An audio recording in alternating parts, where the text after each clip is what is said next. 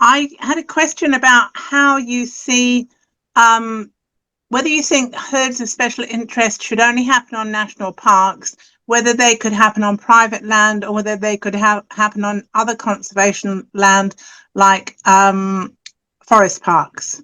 A very good question, and the short answer is that these animals don't respect fences or legislation or boundaries, and so really they should occur on lands of all tenure, as is the case with the Wild Animal Control Act, which is lands of all tenure. I live next to the Tararua Forest Park, and nobody's stopping any hunters going in there at all, but there is huge damage to the understory. So how do you think that better hunter management will address some of the ecological issues and presumably the animal welfare of the deer? Starving deer are not great for anyone. How do you think that can be addressed? Okay, the answer to that is a wild animal management plan, and a wild animal management plan consists of a goal. What is it that you're trying to achieve? Now, you said that that the understory, the vegetation is being damaged. So, okay, your goal may be no vegetation damage. That's fine. Put that down as your goal. You then have an objective, and the objective needs to be measurable. So you then ask, what density of deer is consistent with the goal? So that is, what measurable density of deer is consistent with no excessive damage to the understory.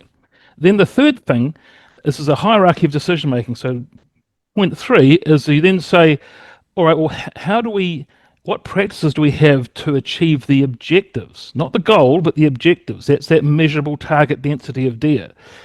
And of course, recreational hunting is one of those methods. It could be other methods as well: fencing, poisoning, helicopter shooting, you name it. And you run through those as part of your management plan, and then you work out what's the most acceptable for each of those circumstances. So there are techniques. Someone trying to say is there are techniques for managing herds of special interest, or any herd of any wild animal anywhere in the country, say lands of all tenure. It's just a question of having the wherewithal and the will, and of course the legislative power to achieve them. How do you think we could manage tar, and what are the sorts of numbers to reduce pressure on the very rare alpine plants that they seem to particularly enjoy? If you have that background in sort of botanical conservation as well, that would be really interesting to hear.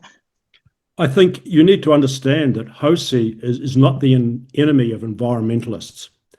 If you do not put herbs before herbivores, you have no herbivores either. So we have to manage it. And you've had a default management program with the Himalayan Tar Control Plan. Some background to that: it was instituted by hunters. We were down to about 2,000 tar. Now we have got quite a few more than that. But it was a means of managing it. There were 7 areas divided up, 7 MUZs, and the vegetation in them was monitored. In most of those areas, vegetation did not suffer. Where it did, it was very quickly corrected with aerial control.